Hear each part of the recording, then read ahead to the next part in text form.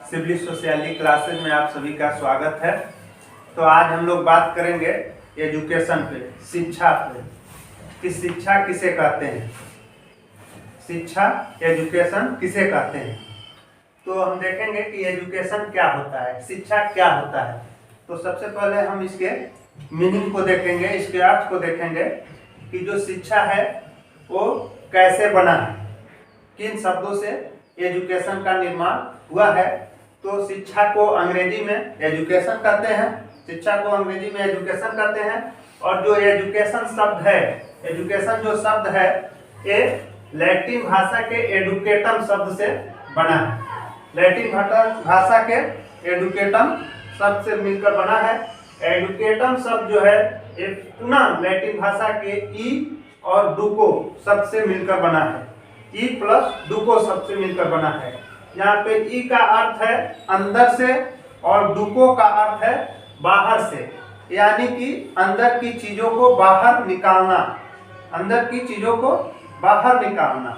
और विवेकानंद जी ने भी एजुकेशन का परिभाषा देते हुए यही कहा था कि आपके अंदर जो अंतर्निहित अभिव्यक्ति है उसको बाहर निकाल देना ही एजुकेशन कहलाता है। तो हम यहाँ पे देखें कि एजुकेशन जो शब्द है ये लैटिन भाषा के एडुकेटम शब्द से मिलकर बना है। एडुकेटम पुनः लैटिन भाषा के ई और डुको शब्दों से मिलकर बना है, जहाँ ई का अर्थ है अंदर से और डुको का अर्थ है आगे बढ़ना, बाहर निकालना। और फिर हिंदी में बात करेंगे तो शिक्षा जो है शिक्ष धातु में अप्रत्यय लगाने से बना है। शिक्षा शिक्ष धातु में अप्रत्यय लगाने से बना है और शिक्ष धातु में अप्रत्यय लगाने से बना है। यहाँ पे शिक्षा का अर्थ है सीखने सिखाने की प्रक्रिया। यहाँ पे शिक्षा का क्या अर्थ है, सीखने और सिखाने की प्रक्रिया। शिक्षा का अर्थ है सीखने और सिखाने की प्रक्रिया। तो आप शिक्षा के बारे में समझ गए होंगे कि शिक्षा किसे कहते हैं। हिंदी में शिक्षा शिक्ष धातु से धातु में अप्रत्यय लगाने से बना है, जिसका अर्थ होता है सीखने और सिखाने की प्रक्रिया। अब हम आगे बात करेंगे तो देखेंगे कि शिक्षा में तीन तत्वों की पारस्परिक क्रिया निहित है। शिक्षा में तीन चीजों का होना अनिवार्य है, तीन चीजों का होना अनिवार्य है। सीखने और सिखाने की जो प्रक्रिया है उसमें तीन चीजों का होना अनिवार्य है। तो क्या क्या अनिवार्य है, तो देख रहे हैं कि पहला शिक्षार्थी, शिक्षार्थी, शिक्षार्थी, फिर शिक्षक, फिर शिक्षक सामग्री, पाठ्यक्रम, ये तीन तत्वों का होना अनिवार्य है। पारस्परिक क्रिया निहित होती है शिक्षा में। शिक्षार्थी होगा, फिर शिक्षक होगा, फिर शिक्षण सामग्री होगा। शिक्षण सामग्री का मतलब पाठ्यक्रम, आपका white board, marker, book, copy, pen, जो भी शिक्षण सामग्री के अंतर्गत चीजें आती हैं सारी सामग्रियां होंगी। और शिक्षक और शिक्षार्थी होगा। फिर क्या होगा, तो पठन पाठन चालू होगा। पठन पाठन और चालू करने का जो तरीका है तो उसमें हम आगे अभी बात करेंगे कि शिक्षा दो प्रकार की होती है, अनौपचारिक और औपचारिक। उसके पहले हम लोग अगर इसके शिक्षा के व्यापक अर्थ को देखें तो शिक्षा के व्यापक अर्थ में शिक्षा का अभिप्राय आजीवन सीखने की प्रक्रिया है। व्यापक अर्थ में शिक्षा का अभिप्राय आजीवन सीखने की प्रक्रिया है। व्यक्ति अपने जन्म से मृत्यु तक जो कुछ सीखता और अनुभव पाता है, व्यक्ति अपने जन्म से मृत्यु तक जो कुछ सीखता और अनुभव पाता है उसके आधार पर भौतिक, सामाजिक और आध्यात्मिक परिवेश से अपना सामंजस्य स्थापित करता है, वही शिक्षा है। शिक्षा भिन्न भिन्न लोगों की नजरों में भिन्न भिन्न अर्थ रखती है। शिक्षा भिन्न भिन्न लोगों की नजरों में भिन्न भिन्न अर्थ रखती है। यहाँ पे कुछ महत्वपूर्ण परिभाषाएं निम्नलिखित हैं जिनको हम लोग जानेंगे। तो पहली परिभाषा है महात्मा गांधी के अनुसार। महात्मा गांधी जी क्या कर रहे हैं, महात्मा गांधी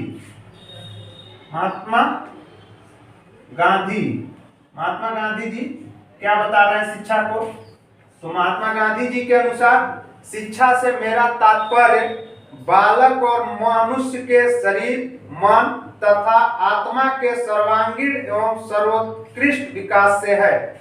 महात्मा गांधी जी कह रहे हैं कि शिक्षा से मेरा तात्पर्य बालक और मनुष्य के शरीर, मन, तन, आत्मा आत्मा के सर्वांगीण एवं सर्वोत्कृष्ट विकास से है। सर्वोत्कृष्ट विकास से यानी उनके सार्वंगणिक विकास से है। बालक और मनुष्य के शरीर, आत्मा, मन के सारे चीजों के विकास से इनका मतलब है गांधी जी का। विवेकानंद जी क्या कह रहे हैं? विवेकानंद जी बता रहे हैं कि मनुष्य की अंतर्निहित पूर्णता को अभिव्यक्त करना ही शिक्षा है। मनुष्य की अंतर्निहित पूर्णता को अभिव्यक्त करना ही शिक्षा है विवेकानंद जी के अनुसार। तो हम लोगों ने देखा कि शिक्षा का अर्थ क्या है, इसकी परिभाषा क्या है और व्यापक अर्थों में शिक्षा क्या है। तो व्यापक अर्थ में शिक्षा का अभिप्राय आजीवन सीखने की प्रक्रिया है। व्यक्ति अपने जन्म से मृत्यु तक जो कुछ सीखता और अनुभव पाता है, परिवेश से अपना सामंजस्य स्थापित करता है, वही शिक्षा है। सामाजिक परिवेश में वो क्या करता है? अपने को सामंजस्य स्थापित कर लेता है। यानी कि एक लाइन में कहा जाए तो ये कहा जा सकता है कि शिक्षित व्यक्ति अपने आप को जिस समाज में जाता है उसके अनुरूप ढाल लेता है, उसके अनुरूप बन जाता है।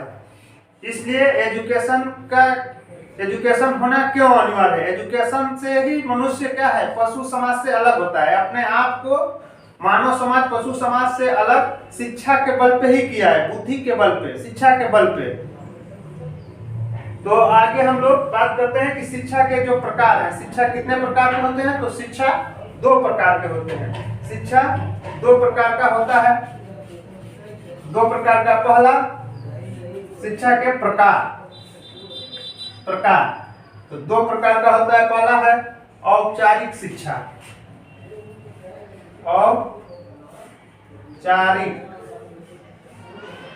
औपचारिक शिक्षा। दूसरा क्या है? अनौपचारिक शिक्षा, अनौपचारिक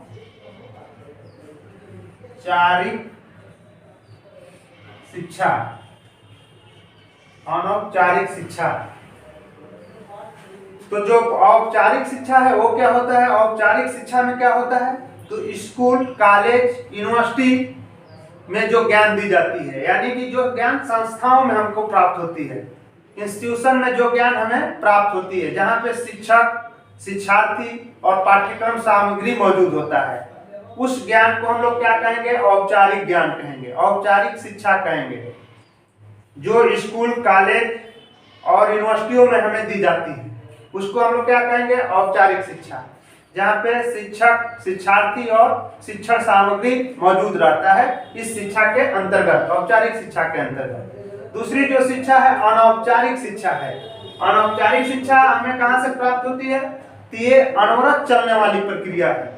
शिक्षा ही अनवरत चलने वाली प्रक्रिया है, लेकिन अनौपचारिक शिक्षा तो आप देखेंगे अनौपचारिक शिक्षा हमें कहाँ से प्राप्त होगी? तो परिवार से, मित्र से, समूह से, धार्मिक संस्थाओं से, राजनीतिक संस्थाओं से, आर्थिक संस्थाओं से, यानी कि व्यक्ति को समाज से जो शिक्षा प्राप्त होती है, समाज में जहां वो रहता है जन्म से लेकर मृत्यु तक कुछ ना कुछ व्यक्ति सीखता ही रहता है। उस तरह की शिक्षा को हम क्या कहेंगे? अनौपचारिक शिक्षा कहेंगे। और अनौपचारिक शिक्षा में आप पाठ्यक्रम सामग्री निर्धारित नहीं होती है, कोई शिक्षक भी नहीं होता है, आदमी पेड़ से, प्रकृति से, हर तरह से सीखता रहता है, आजीवन कुछ ना कुछ सीखता रहता है। तो अनौपचारिक शिक्षा अनवरत चलने वाली प्रक्रिया है। जब तक व्यक्ति की मृत्यु नहीं हो जाएगी, व्यक्ति कुछ ना कुछ अपने आसपास के एनवायरनमेंट से, पर्यावरण से सीखता रहता है।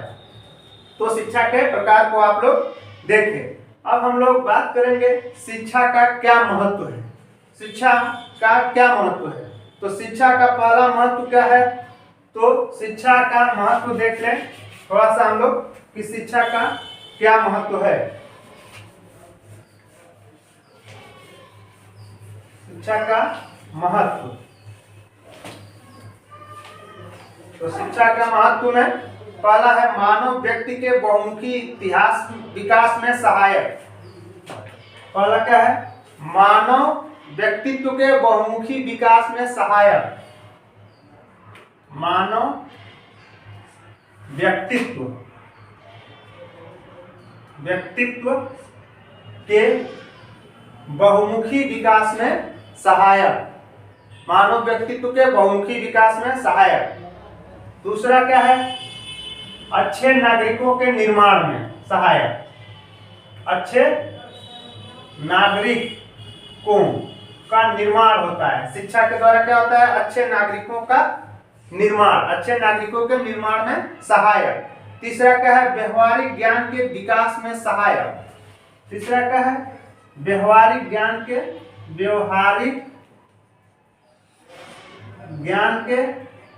विकास में सहायक, व्यवहारिक ज्ञान के विकास में सहायक। अगला क्या है, शिक्षा के द्वारा सामाजिकरण होता है, सामाजिकरण में सहायक, सामाजिकरण में सहायक, सामाजिकरण में सहायक, सामाजिकरण में सहायक। फिर संस्कृति का हस्तांतरण, शिक्षा के द्वारा क्या होता है, संस्कृतियों का हस्तांतरण होता है, संस्कृतियों का हस्तांतरण। शिक्षा के द्वारा संस्कृति एक पीढ़ी से दूसरे पीढ़ी में हस्तांतरित होती है, शिक्षा के द्वारा ही। फिर आर्थिक विकास में सहायक, शिक्षा क्या है, शिक्षा आर्थिक विकास में सहायक, आर्थिक विकास में सहायक, आर्थिक विकास में सहायक। और फिर आगे सामाजिक एवं राष्ट्रीय एकता में सहायक, सामाजिक एवं राष्ट्रीय एकता में सहायक, सामाजिक एवं राष्ट्रीय एकता में सहायक, एकता में सहायक, सामाजिक एवं राष्ट्रीय एकता में सहायक। सामाजिक परिवर्तन में सहायक या परिवर्तन में सहायक, सामाजिक परिवर्तन में सहायक, परिवर्तन में सहायक। तो एक क्या है, शिक्षा का महत्व है, शिक्षा का महत्व है मानव व्यक्तित्व का सर्वांगीण विकास होता है या मानव व्यक्तित्व के बहुमुखी विकास में सहायक है। अच्छे नागरिकों का निर्माण होता है एजुकेशन के द्वारा, व्यवहारिक ज्ञान में वृद्धि होती है, सामाजिकरण में सहायक होता है, इसके शिक्षा के द्वारा ही सामाजिकरण होता है, ठीक है। संस्कृतियों का हस्तांतरण होता है, आर्थिक विकास में सहायक है, सामाजिक एवं राष्ट्रीय एकता में सहायक है, सामाजिक परिवर्तन में सहायक है एजुकेशन। तो एक लाइन में हम ये भी कह सकते हैं कि एजुकेशन के द्वारा ही हम लोग सब लोग एक जैविक प्राणी हैं और जैविक प्राणी से सामाजिक प्राणी बनने के लिए एजुकेशन अनिवार्य है। बिना एजुकेशन के आप पशु समान हैं, तो एजुकेशन ही आपको पशु से अलग करके क्या बना देता है, सामाजिक प्राणी बना देता है। तो इसलिए ये आवश्यक है। अब शिक्षा की समस्याएं, शिक्षा में क्या क्या समस्याएं आ रही हैं, तो शिक्षा में सबसे बड़ी क्या समस्या है, प्रबंध तथा साधनों की समस्या, प्रबंध तथा साधनों की समस्या आ रही है एजुकेशन को ग्रहण करने में, प्रबंध तथा साधनों की समस्या। दूसरा क्या है, शिक्षा पर संपन्न वर्गों का प्रभुत्व, डोमिनेंट कास्ट का प्रभुत्व है एजुकेशन पे, शिक्षा पर प्रभुत्व कास्ट का, शिक्षा पर संपन्न वर्गों का प्रभुत्व है, संपन्न वर्ग ही एजुकेशन लेने में इस समय सक्षम है। तो उसके बाद क्या है, शिक्षा में नियोजन का अभाव है, शिक्षा में क्या है, नियोजन का अभाव है, व्यवसायिक शिक्षा की कमी है, व्यवसायिक शिक्षा की कमी है। और गांधी जी किस पे जोर देते थे, तो व्यवसायिक शिक्षा पे ही ज्यादा जोर देते थे गांधी जी। व्यवसायिक शिक्षा के अंतर्गत कुटीर उद्योगों पर, कुटीर उद्योग के निर्माण पे ज्यादा जोर देते थे। तो इस तरह से आपको देखने को मिल रहा है। और भी है, शिक्षा की गुणवत्ता में कमी है, शिक्षा की गुणवत्ता में कमी है, दोषपूर्ण परीक्षा पद्धति है। तो अब हम लोग देखेंगे शिक्षा प्रणाली में सुधार। तो शिक्षा प्रणाली में क्या क्या सुधार की आवश्यकता है, शिक्षा प्रणाली में क्या क्या सुधार करना चाहिए। तो सबसे पहले तो निजी प्रबंध शिक्षा प्रणाली जो है उस पर सरकार का नियंत्रण होना चाहिए। जो भी प्राइवेट इंस्टीट्यूशन या स्कूल या कॉलेजेस हैं उन पे सरकार का नियंत्रण होना चाहिए, क्योंकि प्राइवेट कॉलेज इंस्टीट्यूशन मनमाने ढंग से क्या देख रहे हैं आप, फीस को बढ़ा रहे हैं, जो गरीब आदमी के इफर्ट से बाहर है। गरीब आदमी उस फीस को पे ही नहीं कर पाएगा आज के डेट में, जो भारतीय पर्सपेक्टिव में जो प्राइवेट शिक्षा का कंसेप्ट है। तो इसलिए इस पे सरकार का नियंत्रण होना चाहिए। दूसरा क्या है, राष्ट्रीय आय का एक निश्चित भाग, राष्ट्रीय आय का एक निश्चित भाग एजुकेशन पे खर्च होना चाहिए। राष्ट्रीय आय का एक निश्चित भाग एजुकेशन पे खर्च होना चाहिए। तीसरा क्या है, ग्रामीण शिक्षा में सुधार होना चाहिए। और अगला क्या है, 4 नंबर, शिक्षक छात्र अनुपात ठीक होना चाहिए।